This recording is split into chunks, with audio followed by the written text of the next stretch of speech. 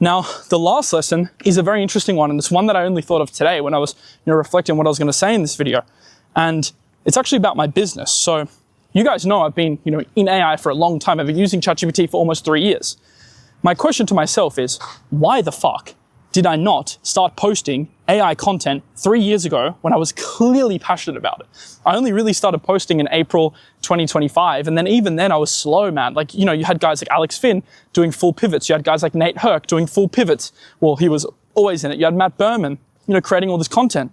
And I was using these tools, but not creating content on it. And I just can't help but think, if I had started at the same time that those guys did, right now we're the fastest growing channel in AI. Like we literally are. We're growing almost 2,000 subscribers a day.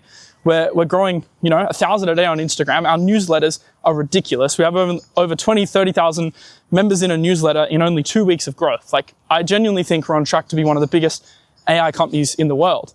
But if this is our growth trajectory in just the last few months, why the fuck did I not start this trajectory a year ago? Why was I was almost depressed looking back on it stages last year because the content I was creating was almost misaligned from what I wanted to do. And I'm just upset that I didn't reflect enough as a person and, make the decision to pivot to AI earlier, because I feel like if I had done that, I would have, it wasn't even really a pivot because I was still using this shit and I was still doing AI crypto videos. I was one of the first people to do AI trading bot videos in 2023. So the fact that I didn't do that throughout 2024 and 2025 is just crazy to me, looking back on it. And that's a regret that I have. Once again, like lesson number 3, it falls into the category of opportunity cost. How could I have prevented that? I could have done more reflection. I could have strategized more with AI, laid out the business, my passions, and it probably would have helped me spot that gap, but I wasn't reflecting enough. Now in my AI software that I built, my personal OS, I have a daily reflection that I do, every single day in my journal. And that actually helps log a lot of this stuff. So this stuff doesn't happen anymore. Directionally now, I feel like, I'm constantly moving in the right direction because I'm always tweaking things. So I'm not making this video to be bitter or complain because I'm glad that I learned a lot of this stuff. And I've got more stories for you that I'm saving.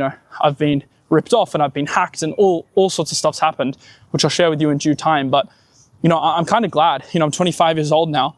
I've learned these lessons pretty young.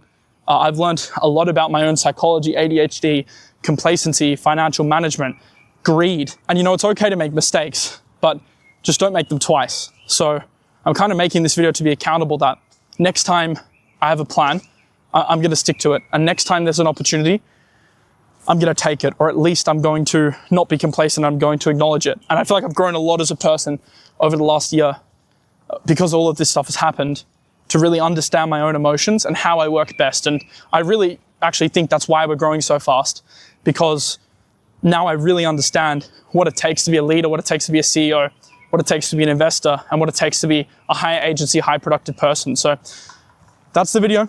Subscribe if you want more content like this. Hopefully you enjoyed. Thank you so much for your time, and I'll see you in the next one. Peace